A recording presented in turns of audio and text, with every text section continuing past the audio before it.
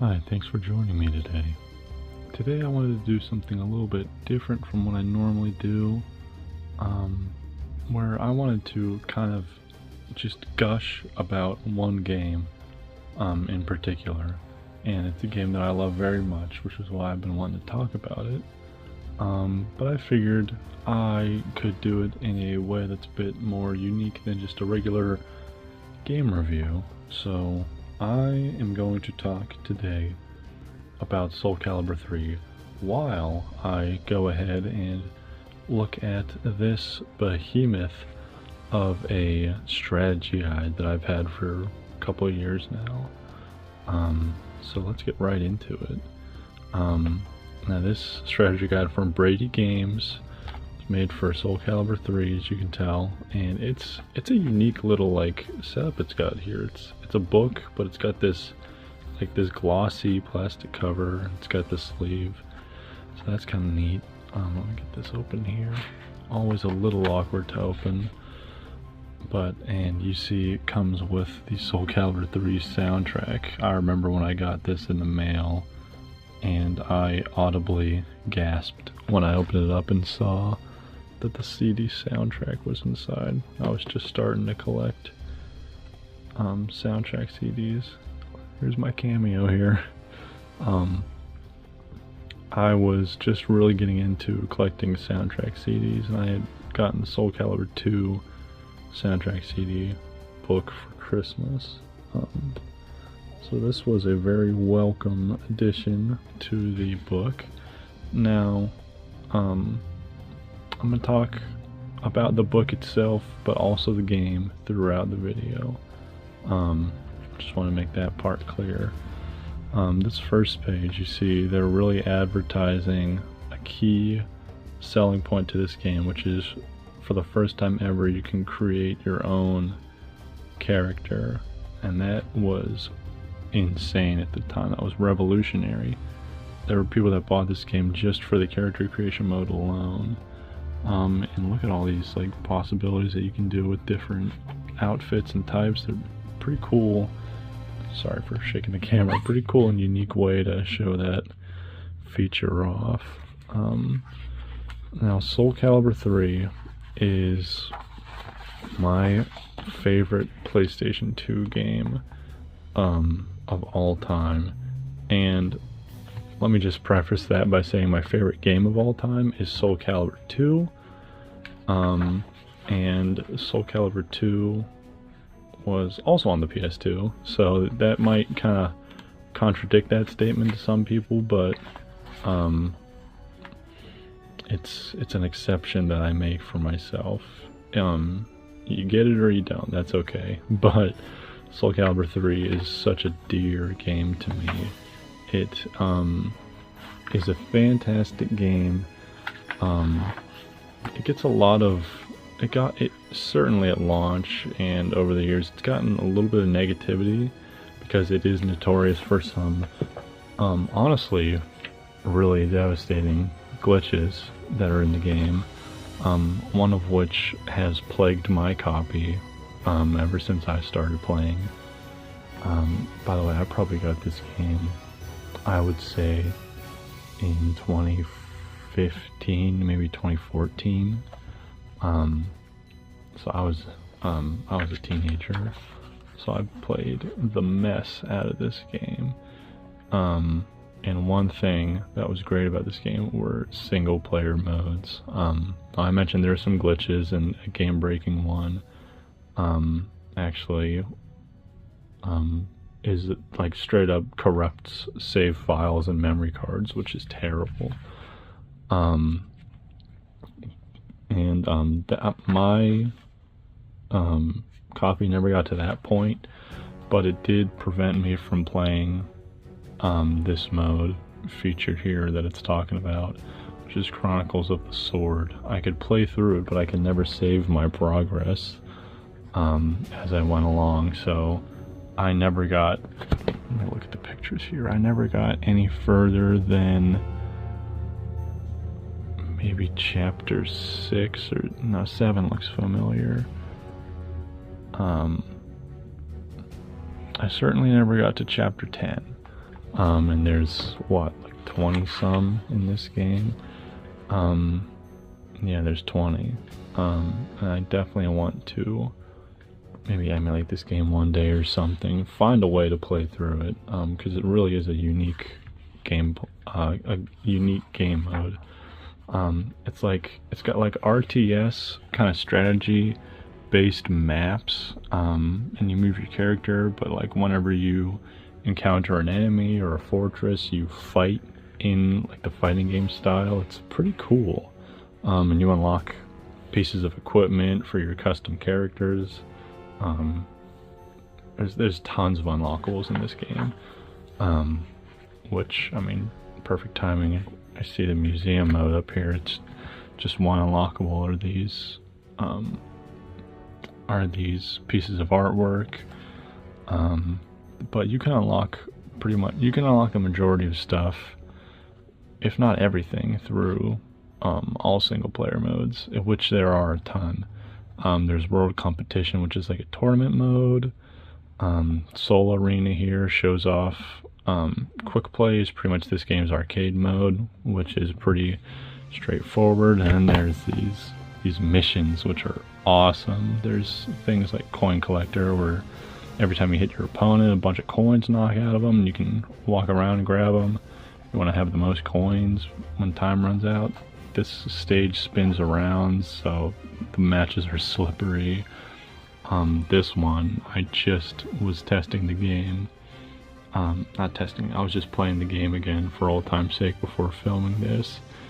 You fight a giant statue, who's slow but stupidly powerful, and it's a good time. But yeah, there's Soul Arena mission mode, which is a unique addition, and each mode is really fun to just quickly run through while you're playing.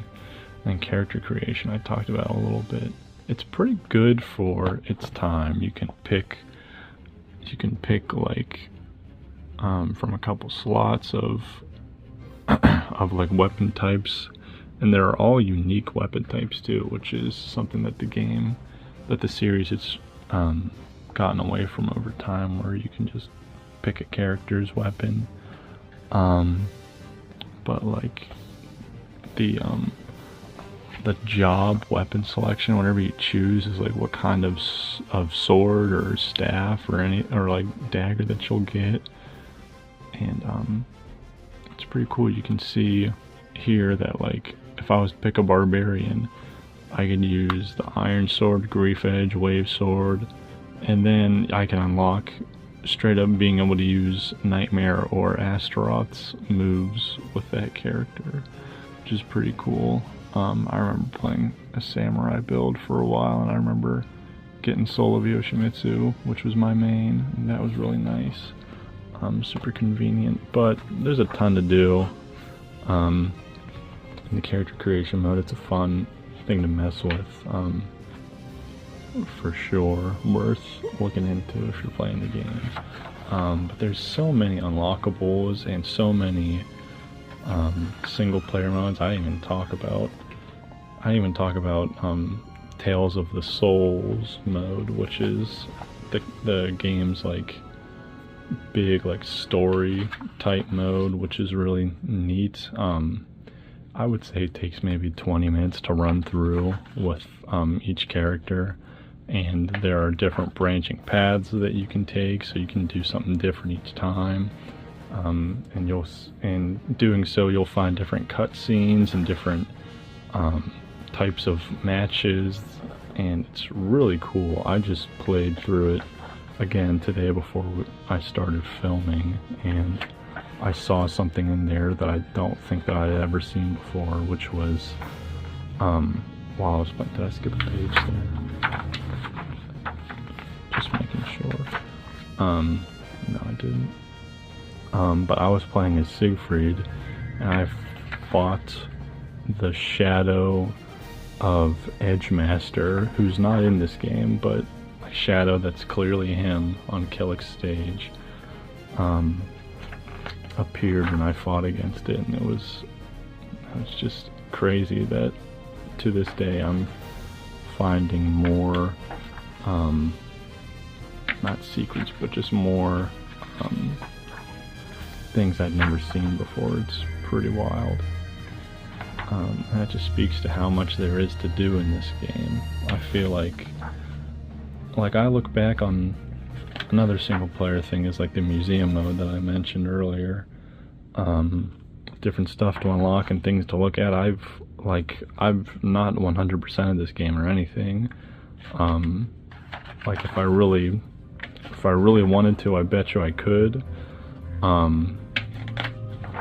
And like if I really sat down, I was just like, I'm gonna play nothing but Soulcalibur III for like a month or two. I'm sure I could, but it's just kind of how I've been casually going through it over the past 10 plus years. I still have not gotten everything or seen everything, and that speaks volumes to how much there is to do and how much there is to see in this game. It's really awesome.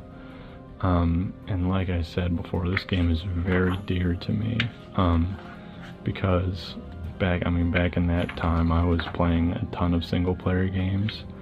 I played a ton of multiplayer games too, obviously, but I mean, I was like 14 or 15.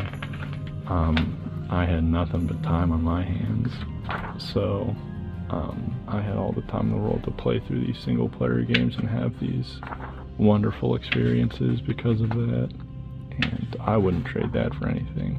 I have such great memories with these games, and this one just kind of holds a special place in my heart. Just the whole vibe of it, all the stages, the music, the characters, it has its flaws. I'm not gonna say it doesn't. There's, like I said, there's some glitches. There's a little bit of jank with like the announcer has this thing where a lot of the times before a match starts, he'll spew his little nonsense, but a lot of the times he doesn't get a chance to finish his sentence before the match starts, so it just gets awkwardly cut off. But I mean, that's charm. That's some charm. I'll admit it. It's honestly one of my least favorite Yoshimitsu costumes in the Soul series. But that's okay. But I mean, all these characters are just so iconic. Look at that guy. Look at that face. Don't look at me like that. Nah, you can. But just this game is just so iconic, and it fits into the Soulcalibur series and the Soulcalibur universe so well. Like, I know that people trash on some of the negative aspects of the game, and like I said, it's not perfect, but there's just so much content. Like, we're starting at the letter A, we passed through all of the main characters. Now we're just looking at bonus characters that you can unlock. Like there's all these bonus characters that you can unlock on top of the main cast. This is a lot of characters for a game from 2006, and like some are returning characters from the Soul series. Huang and Li Long. Li Long has only ever been in Soul Blade and this game. Soul Blade, he was a main character. This game, he's a bonus character, and he plays great. So just as a Soulcalibur fan, you have to play this game. It's amazing. I was like Revenant, he was a cool character too. And like, I didn't even talk about the shop. You earn gold throughout the game to buy items from the shop, which is nothing new. They're oh shoot, I'm so sorry. I just smacked the tripod. As I was saying, this is the perfect time to bring it up. The shop, look at all these items. These are just for armor too. So you earn gold throughout the game just by playing naturally, and you can use that gold to buy items at the shops. And I say shops plural because there's 3 shops. There's armor, weapons, and items. And each shop has its own like little like storefront with a look at all these pieces of armor. Oh my god, there's so much to collect in this game.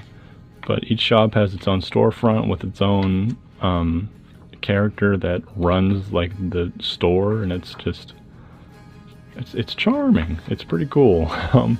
Oh my god, look at my boy Alcadan.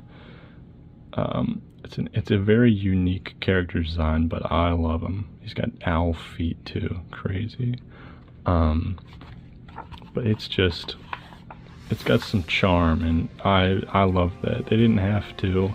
Every single a shop with items is nothing new to a Soulcalibur game. Every single, well, not Soul Blade actually, but Soulcalibur 1 and Soulcalibur 2 had shop mechanics that you could use in-game gold to buy items and weapons.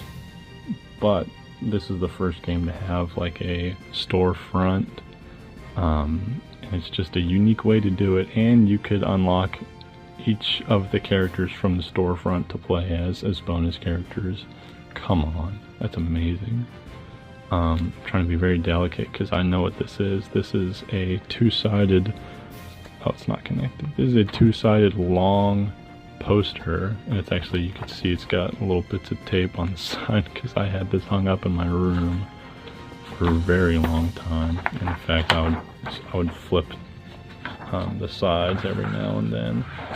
Look at how long this thing is, just with the characters on it and all their weapons. This thing is cool. I need to like rebuy this strategy guide just so I can get a clean copy of this poster. And do it twice so I can get each side and hang it up somewhere. But so tight. Games used to do stuff like this just because they didn't have to include a poster and a CD in their book, but they did because they wanted to. And then the back of the book, you got a picture of Tira. She's like a weirdly small picture, but that's okay. Let's check out this. Where's this from? This is from like BradyGames probably. I can't really tell. Oh, it's from Half Price Books. Nice. But this book is awesome, and this game is awesome. I feel like, I know we got through the book already, I feel like I've barely scratched the surface on great things to say about this game. I mean, this game has amazing stages, amazing music, fun matches, all of the single player modes that I mentioned, and it's got just as good of versus mode as any other game. It's got like special versus mode with like unique attributes to just playing standard versus. It's just, oh my god, this game has so much content. They used to fill these games to the brim with content back in the day. And it's just, oh, I love this game. I really do. One of my favorite games of all time. Urban Reign. It's in stores now, guys. Go ahead and get it. But yeah, that's just some of the things that I love about Soulcalibur 3. I feel like I just got started. These 19 minutes flew by. But I mean, what else is there to say about Soulcalibur 3? It's a beautiful game. Highly recommended if you've never played it. If you have played it and you think negatively about it, I would recommend taking a step back and giving it a second thought. Don't have to think about it any more than just a casual experience, because it's a phenomenal single player experience, and it's Soulcalibur. It runs great. The game feels great. It's still fun to play with your friends. Fun to play against computers. I just played for about an hour before filming, and I feel like after I'm done filming here, I could turn the PS2 back on and play for another hour easily. There's just so much to do in the game. so much fun to be had, it's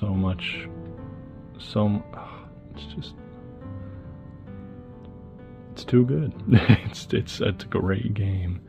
But yeah, I guess that concludes my sort of review while look through the strategy guide.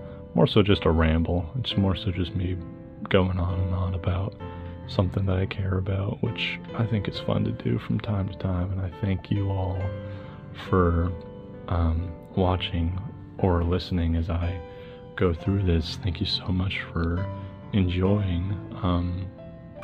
Hopefully I can do something similar to this again sometime. I really did have a great time making this.